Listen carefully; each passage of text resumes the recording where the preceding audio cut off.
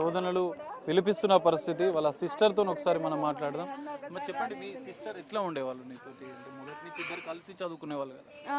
Same room. నేను first year నా second year ఉన్నప్పుడల్లా, నేను ఫస్ట్ ఇయర్ చదివినప్పుడు 10th కాబట్టి నా సెకండ్ ఇయర్లో మా చెల్లి వచ్చింది. ఆమెకు యూరిన్ ప్రాబ్లం ఉంది సార్. దానివల్ల నేను మా ఫ్రెండ్స్కి చెప్పినాను, ఇట్లా ప్రాబ్లం ఉందని చెప్పినాను. మా ఫ్రెండ్స్ ఓకే అన్నారు. ఇద్దరం ఒక రూమ్లోనే ఉన్నాం. మా ఫ్రెండ్స్ కూడా మాతో పాటే ఉండేటోళ్ళు. నా సెకండ్ ఇయర్ అయిపోయినాక మా చెల్లి సెకండ్ ఇయర్ స్టార్టింగ్లో వేసిరంట సార్. ఆ రూమ్లో ఒకటే రూమ్లో ఒకటే ఫ్లోర్. ఆ మూలకి ఎవ్వరు లేరు. ఆ రూమ్స్ అన్ని క్లోజ్ ఉన్నాయి. రూమ్ క్లోజ్ అని స్టిక్కర్లు అతికిచ్చిర్రు. ఎన్ని రోజుల నుంచి ఆ రూమ్లో వేసారు? సెకండ్ ఇయర్ స్టార్టింగ్ నుంచి అంట. మాకు చెప్పలేరు. అంటే మీకు చెప్పలేదా మరి? రీసెంట్ గా మీతో జనరల్ గా రోజు మాట్లాడుతుంది కదా, ఒకటే రూమ్ లో నన్ను ఉంచిరు కాలేజ్ వాళ్ళన్న విషయం ఏం చెప్పలేదా? వీళ్ళు ఫోన్లు కూడా ఇయ్యరు సార్. రిసెప్షన్ వాళ్ళు పిల్లలు ఏడిచినా కానీ ఫోన్లు ఇయ్యరు సార్. కాల్ దగ్గరికి పోతే కాల్ కట్ చేస్తారు సార్. వీళ్ళు రిసెప్షన్ లో మాట్లాడితే మేడం అన్న ఇయ్యరు. వేరే పేరెంట్ ఎవరన్నా వచ్చి వాళ్ళ దగ్గర ఫోన్ తీసుకుంటే పేరెంట్ ఫోన్ తీసుకొని పోయి ప్రిన్సిపల్ దగ్గర ఇస్తారు. పేరెంట్స్తో కూడా మాట్లాడరు సార్. వీళ్ళు పేరెంట్స్తో మస్తు ర్యాష్గా మాట్లాడతారు సార్. ఫ్యాకల్టీ అయితే వార్డెన్ లేని ఎవరైనా అంతే. ఎట్లుంటుండే పూజిత మీతో? ఎందుకంటే మీ ఇద్దరు కలిసి చదువుకున్నారు. అంటే ధైర్యంగా ఉన్న వ్యక్తి మీద ఇట్లా ఆత్మహత్య చేసుకున్నారని చెప్పి వాళ్ళు ఆరోపిస్తున్నారు. నమ్మబుద్ధి కావట్లేదు. మస్తు ర్యాష్గా ఉండేది సార్. అంటే ఎవరేమన్నా పట్టించుకోదు అసలు. సెన్సిటివే కాదు. నేనన్నా కొంచెం సెన్సిటివ్, మా చెల్లి అస్సలు కాదు. ఏదన్నా అన్నా కానీ సర్లే అని అనుకుంటూ పోతాయి. కానీ ఇంతకు రాదు సార్. అసలు ఏదో చేసిరు సార్. వీళ్ళేదో అన్నారు, చంపిర్రు. మీతో ఏమైనా చెప్పిందా? జనరల్గా లాస్ట్ ఎప్పుడు మాట్లాడింది? జనరల్ అంటే సిస్టర్ అంటే మీకు చెప్తుంటది కదా, లాస్ట్ అంటే సంక్రాంతికి మీరు వచ్చినప్పుడు కలిసినప్పుడు కానీ ఏం మాట్లాడలేదు. వచ్చింది నార్మల్గా ఉన్నాం, ఊరికి వెళ్ళినాం, వచ్చినాం అంతే. ఫోన్లు కూడా నేను చేస్తేనే ఇచ్చిన. పేరెంట్స్ ఫోన్ చేసినా కానీ వాళ్ళు ఇయ్యరు. ఇట్లా మీ పేరెంట్స్ ఫోన్ చేసి రమ్మా అని కూడా చెప్పరు. మేము పొద్దాకులు ఫోన్ చేసి ఇయ్యండి అన్నా కానీ ఎప్పటికో ఇస్తారు సార్ వాళ్ళు. అది ఎమర్జెన్సీ అయితే ఒకవేళ ఇవ్వాలి కదా. స్టూడెంట్కి ఏదైనా ప్రాబ్లం ఉంది పేరెంట్ చెప్పుకోవాలి, ఇవ్వాలి కదా, మాట్లాడుకొని ఇవ్వాలి కదా. అదేం లేదు. వీళ్ళు ఉంటుర్రు కానీ సార్ అసలు ఉండలేం సార్ ఈ హాస్టల్లో. 2 years ఉన్నాం కదా, మీకు తెలుసు ఎట్లా బిహేవ్ చేస్తారు. నేనంటే ఎక్కువ ఫోన్ మాట్లాడాను సార్. మా చెల్లి వచ్చిన ప్రతిసారి ఇంటి దగ్గర నుంచి వచ్చినప్పుడల్లా 2-3 daysకి ఇంటికి ఫోన్ చేయి మేడం వాళ్ళని అడుగు అని అంటే సార్. మాతో మాట్లాడుకుంటూ ఉండదు. వాళ్ళ నాన్నగారితో, మా బావగారు అబ్బాయి వాళ్ళ అన్నయ్యతోటి, మా బావగారితో వాళ్ళ నిమ్మలకు రాసుకొని వచ్చింది. కంపల్సరీ 2 రోజులకు ఒకసారి మాట్లాడుతూనే ఉంటుంది.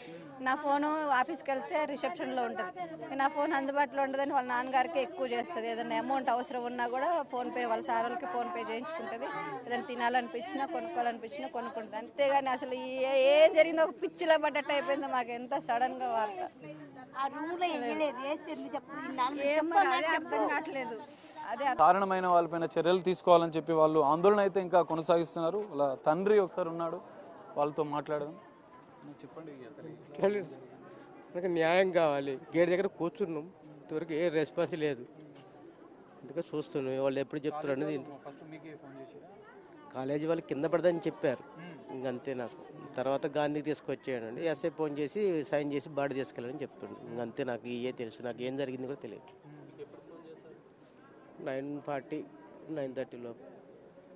అసలు ఏంది వాళ్ళేమో కింద పడ్డదని చెప్తున్నారు, మళ్ళీ తర్వాత సూసైడ్ అని చెప్తున్నారు. ఇవన్నీ ఏంటంటే మరి అదే నాకు ఏం జరిగిందో నాకు తెలియట్లేదు. మా పాప ఒకటే రూమ్, అది గోడ ఉన్నట్టుంది. ఆ వీడియోలో కూడా ఉన్నాయి మా దగ్గర. అది మా ఒక్కదాన్ని ఆ రూమ్ బంధించాల్సిన అవసరం వచ్చింది. జనరల్ గా మీకు రెగ్యులర్ గా ఫోన్ చేస్తూ ఉంటది కదా, ఏమైనా చెప్పిందా? నాకు ఏం చెప్పలేదు. మన ఎగ్జామ్స్ నడిచినాయి కదండి, మన ఎగ్జామ్స్కి ఫీజు కట్టాలన్నది. హాల్ టికెట్ ఇవ్వలేదు. సరే జీతం రాగాలని నేను ఫీజు కట్టేసిన 10,000. మిగతా కొద్ది బ్యాలెన్స్ ఉంది మేడం, 2 daysలో పంపిస్తా అన్నది. హాల్ టికెట్ ఇచ్చారు. తర్వాత మళ్ళీ ఫోన్ చేసి హాల్ టికెట్ ఇచ్చారు డాడీ, ఎగ్జామ్స్ అయిపోయినాయి, ప్రీ ఫైనల్ ఉన్నాయి అన్నది. మన బట్టలు తీసుకోరా డాడీ అంటే, మా ఊకొస్తే మేడం ఫీజు అడిగిద్ది, మా సార్ని అడిగాను, సార్ ఇస్తా అన్నాడులే, సారు ఊరికి వెళ్ళి వచ్చిన తర్వాత ఇచ్చిన తర్వాత నేను సండే రోజు వచ్చి క్లియర్ చేసి వస్తాలే అని ఇంకంతే. లాస్ట్గా మీకు ఎప్పుడు ఫోన్ చేసింది అంటే ఏమని చెప్పింది? సండే చేసింది, మండే చేసింది సార్. ఏమని చెప్పింది? ఏమన్నా అంటే కాలేజీలో ఏమైనా ఇబ్బందులు ఉన్నాయని ఏమని చెప్పిందా, లేకపోతే ఇంకా ఏదైనా వేరే పర్సనల్ విషయాలు ఏమైనా చెప్పిందా? నాకు ఇంతవరకు ఏం చెప్పలే. మా పాప అందరితో స్నేహంగా ఉంటుంది, ముక్కుసూటి మనిషి, ఎవరికి కుళ్ళు కుతంత్రాలు తెలియదు, ఏం తెలియదు, ఎవరితో అయినా ఫ్రీగా మాట్లాడుద్ది. మరి ఏం ఇప్పుడు వాళ్ళ ఫ్రెండ్స్ని అడిగినా కానీ వాళ్ళ ఫ్రెండ్స్ కూడా ఏం సమాధానం చెప్పరు. ఇంకా ఎట్లా అండి మీరు మరి ఇప్పుడు కూతురు చనిపోయింది వాళ్ళు చెప్తున్నారు, రీజన్ అయితే కరెక్ట్గా చెప్పట్లేరు, ఎట్లాంటి న్యాయం కావాలి? నేను ఏం చేయాలి సార్? ఇప్పుడు రీజనల్ వాళ్ళకి తెలియాలి. ఇప్పుడు ఆమె ఏం చేసుకుంది, సూసైడ్ అంటారు, సూసైడ్ చేసుకుంటే అటెండ్ చేసింది, అది ఆనవాళ్ళు లేదు. ఆ పోలీసులు కూడా ఇంతవరకు ఏం ఎంక్వైరీ చేయలేదు. మేము చెప్తే మేము చేస్తామని అంటారు వాళ్ళు. మరి ఏం చెప్పాలి, ఏం చేయాలి? వాళ్ళు సెక్యూరిటీకి ఆమెకి ఇస్తారు కానీ మాకు ఏం లేదు, రిటర్న్ మా మీద కేసు పెడతా అంటారు. మేము ఏం సిఏ అంటారు, ఎస్ఐ అంటారు, వాళ్ళ ఫోటోలు కూడా నా దగ్గర ఉన్నాయి. మరి ఏం చెప్పాలి, ఏం చేయాలి? సో ఇది పరిస్థితి. ఎస్ఆర్ జూనియర్ కళాశాల వద్ద పూజిత కుటుంబ సభ్యులు తల్లిదండ్రుల ఆందోళన కొనసాగుతుంది.